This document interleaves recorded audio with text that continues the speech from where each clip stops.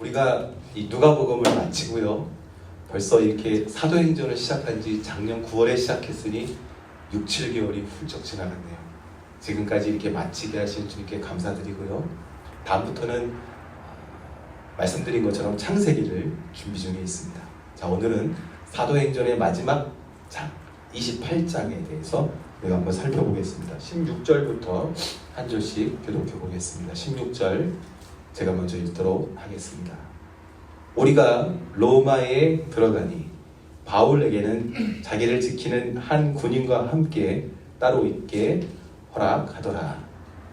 바울이 유대인 중 높은 사람들을 청하여 그들이 모인 후에 이르되 여러분 형제라, 내가 이스라엘 백성이나 우리 조상의 관습을 배척할 일이 없는데 예루살렘에서 로마인의 손에 교수로 되었으니 18절 제가 읽을게요. 로마인은 나를 신문하여 죽일 죄목이 없으므로 석방하러 하였으나 유대인들이 반대하기로 내가 하지 못하여 가이사에게 상소하며 내 민족을 고발하려는 것이 아니니라. 이러므로 너희를 보고 함께 이야기하려고 청하였으니 이스라엘의 소망으로 말미암아 내가 이 쇠사슬에 매인 바 되었노라. 그들이 이르되 우리가 유대에서 내게 대한 편지도 받은 일이 없고 또 형제 중 누가 와서 내게 대하여 좋지 못한 것을 전하든지 이야기한 일도 없느니라. 이에 우리가 너의 사상이 어떠한가 듣고자 하니 이 파에 대하여는 어디서든지 반대를 받는 줄 알기 때문이라 하더라. 그들이 날짜를 정하고 그가 유숙하는 집에 많이 오니 바울이 아침부터 저녁까지 강론하여 하나님의 나라를 증언하고 모세의 율법과 선지자의 말을 가지고 예수에 대하여 말하더라. 아멘. 지금까지 오랜 시간, 보통 바울이 선교 여행을 한번 떠나면 최소한 몇 년 정도 여행을 했어야만 했습니다. 어디에 가든지 충성하며 복음을 전했지만 우리가 살펴보았듯이 그 결과는 별로 신통치 않았습니다. 우리가 사도행전 그러면 와, 하나님께서 함께 하시는 성령 행전, 그래서 뭔가 큰 역사하심이 일어난 것 같지만 사실 예루살렘에서 초기에 있었던 몇 번의 어떤 이벤트 이외에는 선교팀이 가서 선교했을 때 항상 그 결과는 신통치 않았던 것 같습니다. 그런데 바울의 이번 여행에서 큰 기적이 일어난 것이죠. 276명 전체가 심한 배멀미에 시달렸을 뿐 바울의 예언처럼 머리털 하나 상하지 않고 이 14일간의 광풍을 견뎌내게 되죠. 제가 지난주에도 말씀드렸듯이 그렇다면 이 276명 그 결과가 어땠을까? 제가 만약에 그 일행 중에 한 명이었다 할지라도 어떻게 하나님의 그 인도하심을 부정할 수 있었겠습니까? 아마 이 275명 대다수가 바울의 사역의 동역자가 되지 않았을까, 그렇게 추측해 봅니다. 이번 로마 여행을 시작하면서부터 좋은 조짐이 보인 것이죠. 로마에 들어가기 전에 이미 바울은 자기에 대하여 이 복음 사역의 우호적인 동역자들을 많이 만들게 된 것이죠. 이들에 의해서 소문이 빠르게 퍼져나가기 시작합니다. 바울이 로마에 도착하기도 전부터 많은 사람들이 로마에 있는 그 크리스찬들이 얼마나 있었는지 모르지만 이 소식을 들은 것 같아요. 바울이 로마를 향해 다가올 때 미리 한 70km 정도 떨어진 곳까지 로마에 있는 형제들이 나와 바울을 환영하게 됩니다. 사실 이번 로마로 가는 이 길에 대해서 많은 사역자들이 부정적으로 이야기했었습니다. 어디에 가든지 안 돼요, 안 돼요, 이거 가면 큰일 나요 만류했지만 바울이 거절하죠. 뿌리치고 성령의 인도하심을 따라 무조건 달려갈 길에 충성했을 때 바울이 이런 지나간 그 선교 여행과는 다른 그런 시작점에 놓이게 되었던 것입니다. 갑자기 넓은 길에 맞닥뜨리게 된 것이죠. 바울이 어떻게 생각했을까요? 아마도 제 추측에 드디어 내가 달려갈 길에 충성했을 때 하나님께서 나에게 이 길을 허락하시는구나. 야, 하나님은 신실하시고 하나님의 방법은 사람의 방법과 다르구나. 분명히 그렇게 기대에 부풀어 오른 여정의 시작이었을 것 같습니다. 1차 선교 여행 때는 바울과 바나바의 고향과 가까웠던 터키 그 소아시아 지방으로 갔었죠. 2차 선교 여행 때는 둘이 헤어져서 이번에는 터키보다 조금 더 먼 곳 동쪽으로 가보려고 했지만 하나님께서 꿈에 나타나셔서 서쪽을 보여주시죠. 그래서 마게도냐 사람이 사는 유럽으로 넘어가게 되죠. 3차 선교 여행은 1차와 2차에 방문했던 그곳을 다시 방문하면서 교회를 굳건히 하고 제자들을 세우게 되죠. 그렇지만 우리가 살펴보았듯이 1차, 2차, 3차 지도 보고 여러 가지 성에 대해서 살펴보고 했지만 대다수의 그 이벤트들은 큰 결과는 없었습니다. 죽지 않은 게 다행이었죠.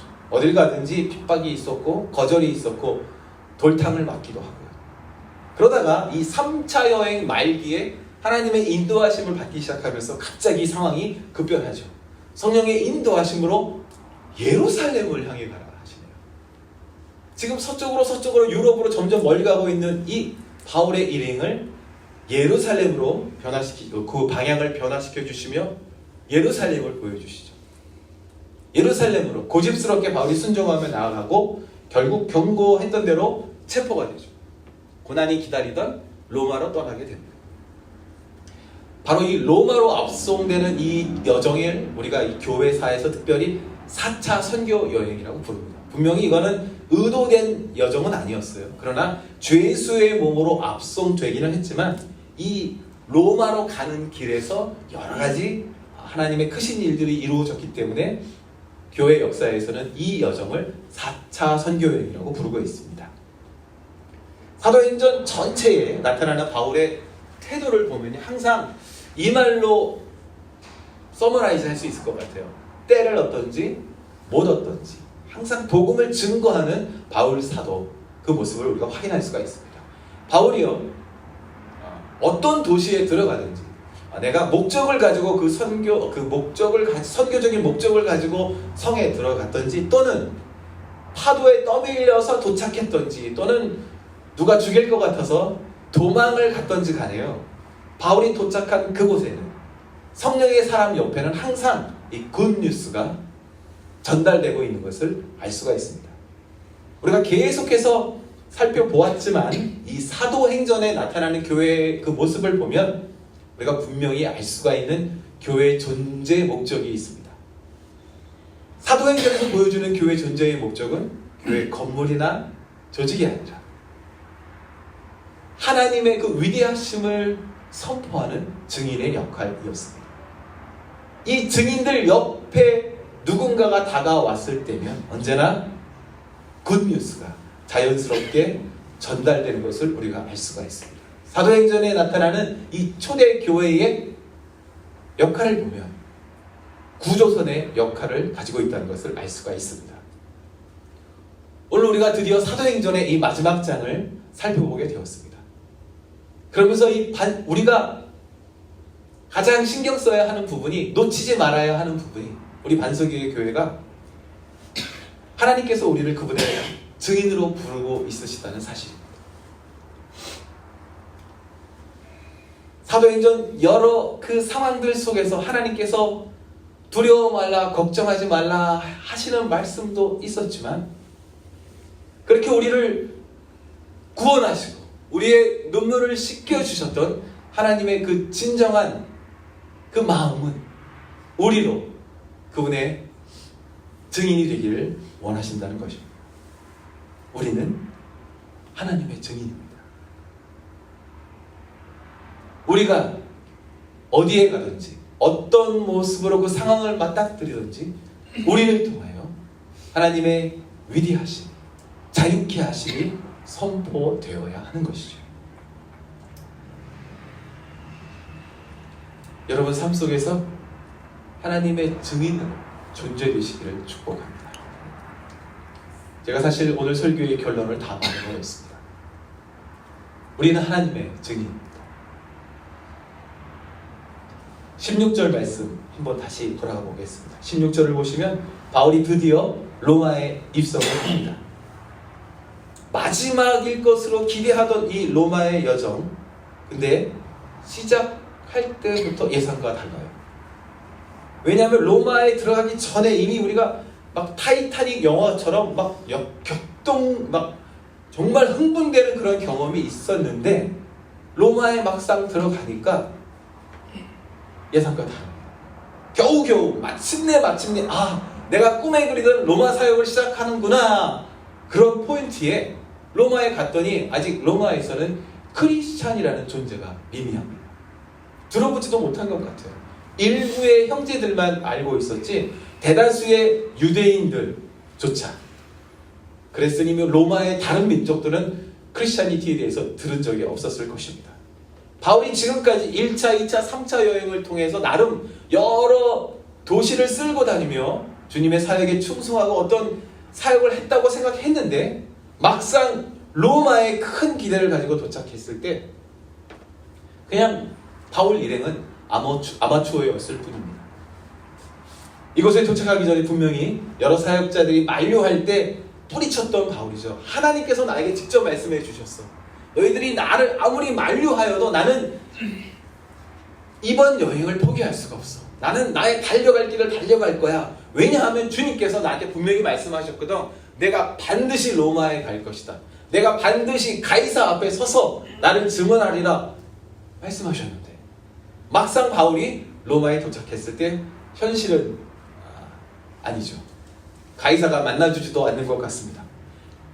바울의 마음에 1차, 2차, 3차 여행의 경험도 있었고 풍랑 가운데 주께서 주셨던 분명한 메시지도 있었고 사역의 열매도 있었고 도착하기만 하면 당장 네로 황제 앞에 가서 내가 전도할 줄 알았고 그러면 네로 황제가 회심하고 이 로마 제국이 기독교가 국가가 되지 않을까, 혹시 그런 기대가 왜 없었겠습니까? 그런데 도착한 현실 속에 바울을 기다리는 것은 또 다른 기다림의 학교일 뿐이었습니다. 그나마 다행인 것이 감옥이 아니라 셋집에서 가택연금을 경험하죠. 한 사람의 군인과 함께하는 비교적 느슨한 경비 상태였습니다. 다음 20절에 보시면 한 군사와 함께 쇠사슬에 묶여 지내게 되었음을 알 수 있습니다. 얼마나 불편했을까요? 두 사람이 같이 묶여 있는 것입니다. 23절에 보시면 그러나 예약한다면 누구든지 바울을 자유롭게 만날 수가 있었습니다. 아침부터 저녁까지 하나님의 나라와 예수에 대하여 강론할 수가 있었습니다. 그러나 24절, 30절 이 사도행전이 끝나는 이 마지막 구절들을 보면 이 2년 동안의 바울의 사역이 역시 별로 신통치 않다라는 것을 우리가 추측할 수가 있습니다. 자, 그렇다면 우리가 한번 생각해 볼 수가 있습니다. 바울이 또 바울의 일행이 그들 안에 의문이 생기지 않았을까요? 지금 뭐 하는 걸까? 과연 우리가 가는 이 길이 맞는 것일까? 분명히 성령께서 나에게 반복해서 말씀해 주셨는데 가이사 앞에 서리라, 반드시 로마에 가서 가이사 앞에 서리라 하셨는데 내가 지금 무엇을 하고 있는가? 이게 지금 하루 이틀도 아니고 2년 동안 쇠사슬에 묶여서 어디에 가든지 자유롭지 못하고 이런 상황 속에서 바울의 마음이 어땠을까요? 지금 내가 여기서 무엇하고 있는 것인가? 여러분들이 그런 상황 속에 빠졌다면 어떤 감정이 드시겠습니까? 2년 동안 다시 묶여있습니다. 사실 바울은 로마에 도착하기 전에 예루살렘에서 가이사랴에 압송되고 펠릭스와 베스도 사이에서 또 2년 정도 있었거든요. 근데 이곳에 와서 다시 또 이렇게 2년 동안 묶여 있을 때 이 2년 동안의 묶여 있음이 바울에게 허송세월이었을까? 이렇게 질문해 보게 되었습니다. 제가 이 말씀을 준비하며 바울의 입장에 한번 되어보았습니다. 얼마나 답답했을까? 사실 이 당시의 바울은 스데반을 처형하던 그 당시의 바울과는 나이 차이가 많이 나는 상태입니다. 바울이 더 이상 젊지 않습니다. 제가 그 상황을 저와 함께 한번 대비해 보면서 불편한 저의 마음을 발견하게 되었습니다. 끙끙거리며 바울의 이 마음과 제가 처하고 있는 이 상황들 속에서 고민하고 있을 때 제가 의외의 장소에서 하나님의 말씀 한 구절을 발견하며 다시 소망하게 되었습니다. 이 성경을 제가 뒤져보면서 별 의미 없어 보이는 이 2년 동안에도 하나님께서는 분명한 일을 행하셨다는 것을 알 수 있었는데, 이 말씀이 사도행전이 아니고 빌립보서에 나타나더라고요. 빌립보서 1장 13절 말씀 한번 다 같이 읽어볼까요? 시작. 이러므로 나의 매임이 그리스도 안에서 모든 시일의 안과 그 밖에 모든 사람에게 나타났으니 또 모든 성도들이 너희에게 문안하되 특히 가이사의 집 사람들 중 몇이니라. 제가 이 구절을 발견하고 너무 기뻤습니다.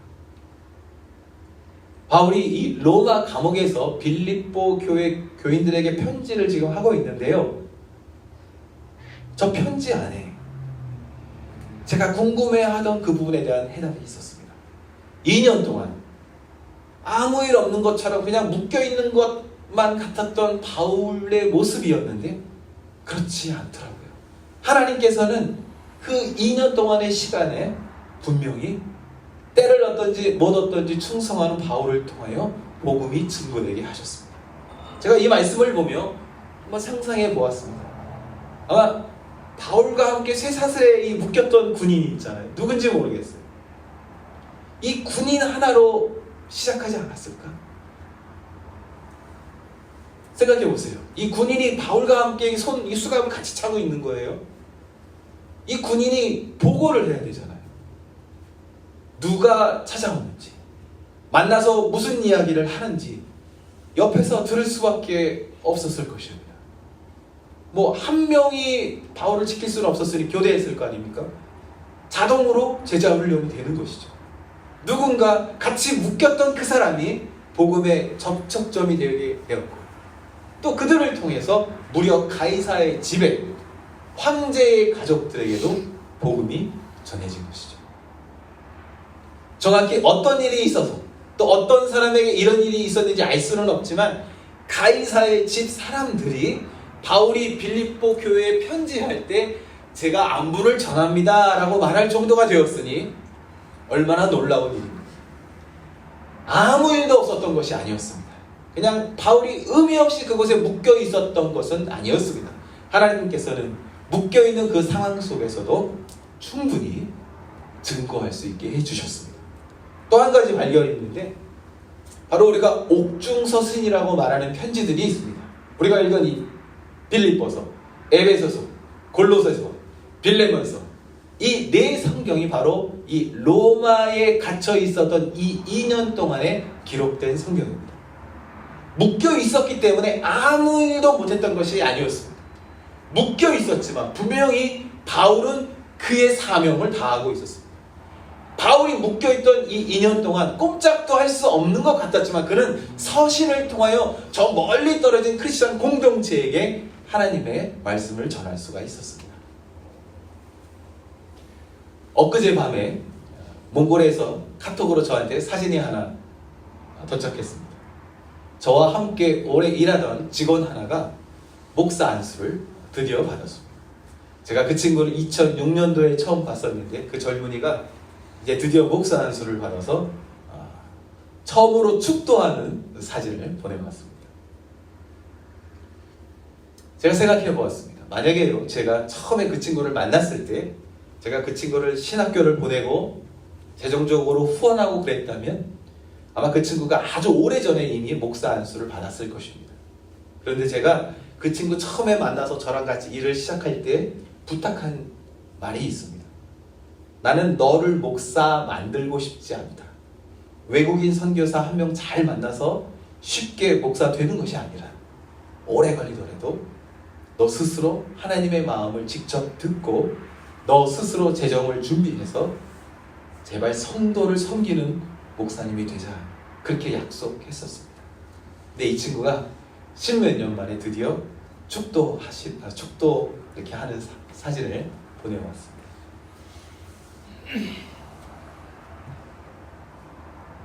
아무 일이 없는 것 같지만 하나님은 그 뿌려진 씨앗이 결국 싹트게 하셨습니다. 하나님 앞서서 가고 싶은 욕망도 있었습니다. 그러나 주께서는 멈추어 세우시며 엎드려 있어라 하시는 마음을 계속해서 주셨습니다.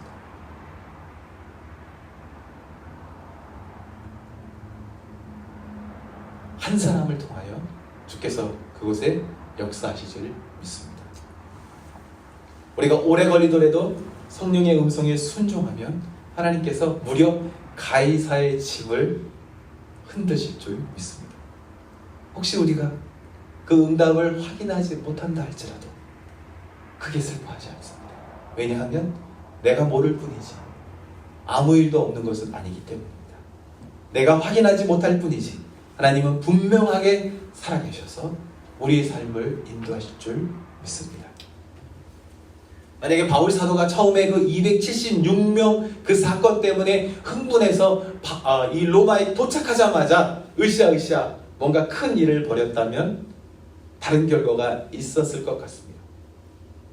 그러나 순종하여 인내하며 참아내며 아무 일도 일어날 것 같지 않았던 이 환경 속에서도 묶여있는 것을 한탄하지 아니하고 주님께서 주셨던 그 기회를 이용하여 충성했을 때 가이사의 집과 또 로마의 중심부가 서서히 녹아가기 시작했던 것이죠. 그리고 결국 300년이 흘러서 로마는 그리스도교를 인정할 수밖에 없게 된 것이죠. 우리도 이 기다림의 학교에서 잘 배워야 합니다. 내 마음대로 내 열정대로가 아니라 우리를 위한 하나님의 시간 속에 하나님께서 그분의 일을 하실 수 있도록 우리가 지혜롭게 이 시간을 견뎌내야 할 것입니다. 한 가지 더 살펴보겠습니다. 바울이요 묶였지만 묶여있지 않은 모습을 볼 수가 있습니다. 묶였지만 묶여있지 않은 모습. 우리는 누군가 우리를 묶으면, 환경이 우리를 묶으면 마치 우리 몸이 통증에 적응하듯이 그냥 묶음에 힘없이 순종하고 적응하는 그런 모습을 보이기도 합니다. 많은 사람들이 나를 묶어있는 이 쇠사슬이 끊어지면 내가 순종하리라 고백하지만 어찌 보면 그냥 묶여있는 것에 적응하고 있는 것은 아닌가 그렇게 생각합니다. 끊어지면 한다. 과연 그럴까요? 끊어지면 한다는 이 고백이 우리의 현실에 적용이 안 되는 이유가 우리의 환경이 쉽게 변하지 않는다는 것입니다. 그렇다면 우리가 다 해결된 다음에 할 수 있을까요? 오늘 감옥에 갇힌 바울을 살펴봅니다. 환경이 그를 붙잡고 있었지만 그는 묶여있지 않았습니다. 주님께서 영이시기 때문에 주의 영이 그를 자유케 하셨기 때문에 환경이 그를 수갑을 채웠지만 그는 그 수갑과 함께 주님의 일을 하고 있는 모습을 볼 수가 있습니다. 다음 슬라이드를 보시면 바울이 다른 교회 에베소에 편지를 보내고 그 마지막에 편지의 마지막에 기도 제목을 나누는 걸 볼 수가 있는데 한번 같이 읽어볼게요. 시작.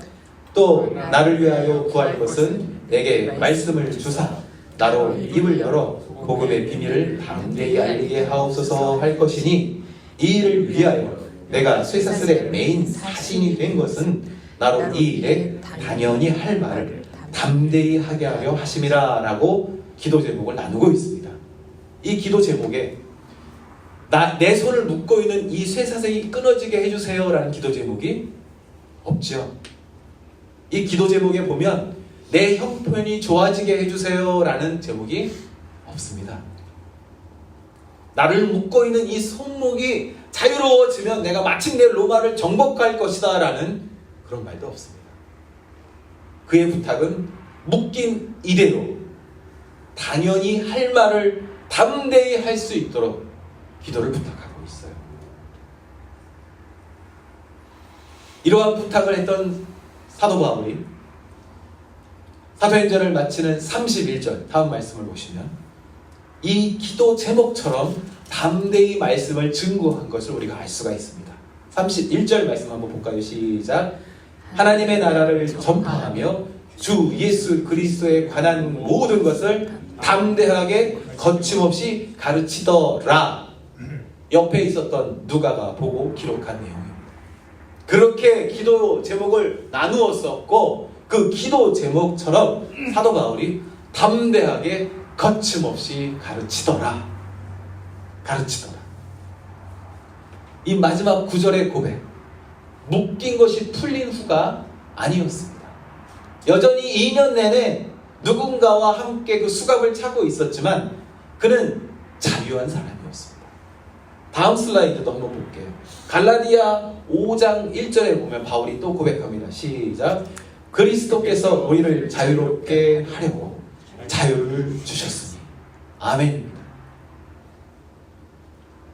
그는 2년 내내 붙잡혀 있었지만, 어쩌면 그의 사역에 많은 시간 동안 감옥에 갇혀 있었지만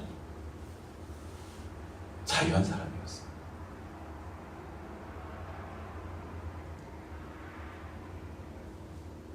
그의 손목에는 환경의 쇠사슬이 묶여 있었지만 그 환경이 바울을 가둘 수 없었습니다. 왜냐하면 바울의 고백처럼 그리스도께서 이미 바울을 자유하게 하셨기 때문이죠. 내 육신이, 내 환경이 내 손목을 붙잡고 있지만 기억합시다. 우리는 모두 자유인입니다.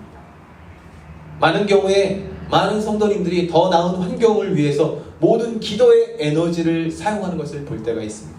그러나 우리가 기억해야 합니다. 가택연금에 한 팔이 묶여 있었지만 바울은 자유합니다. 하나님의 사람은 더 나은 형편을 구하는 것뿐만 아니라 복음의 비밀을 위해서 내가 묶였지만 담대하게 거침없이 전할 수 있는데 그 에너지를 사용하고 있습니다. 주님의 사랑하시는 형제자매 여러분, 주님께서 오늘 우리에게 묻습니다. 피하고 있는가? 혹시 피하는 게 익숙한가? 아니면 견디며 뚫고 나아가고 있는가? 그 두꺼운 쇠사슬에 휘둘리고 있는가? 아니면 오히려 내가 그 환경을 하나님의 약속의 말씀으로 휘감고 있는가? 주께서 오늘 우리에게 묻고 계십니다. 사도 바울, 누군가를 풀어주기 위해서 스스로 묶인 자가 되었습니다. 주님의 사랑하시는 형제자매 여러분, 수명이 닿으면 죽는 것이 아니라 사명이 닿으면 죽는다고 지난주에 말씀드렸죠. 지금까지 여러 시간 사도행전을 통하여 하나님께서 우리에게 알게 해주셨습니다. 어떤 하나님의 마음을 들었습니까? 이 말씀을 들으며 주님, 나의 묶인 이 손을 자유하게 풀어주세요 라고 기도했습니까? 아니면 오늘 이 시간 저와 함께 이 사도행전을 마치며 주님, 내가 묶였지만 나는 자유합니다. 내가 묶였지만 자유합니다. 이렇게 고백하시겠습니까? 주님의 사랑하시는 형제자매 여러분, 예수님이 우리를 자유하게 하십니다. 참 자유를 주시기 위하여 오늘도 우리에게 찾아와 주신 예수님의 이름으로 여러분 한 분 한 분을 축복합니다. 아멘.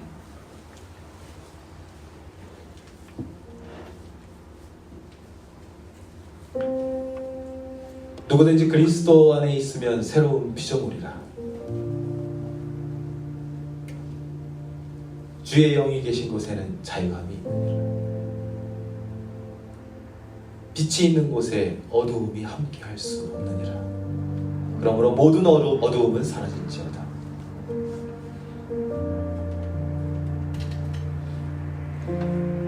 말씀을 준비하며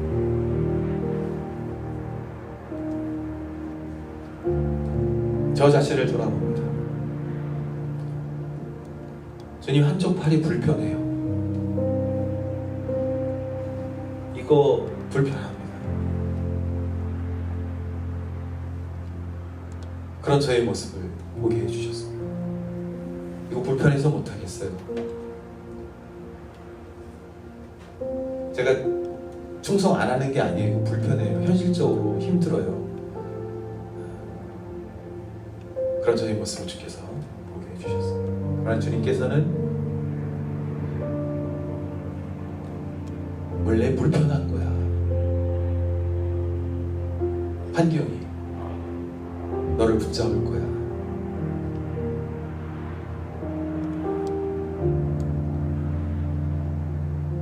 한쪽 팔을 잡고 있을지라도 주님 앞에 충성하는 주의 형제자매들 되시기를 축복합니다.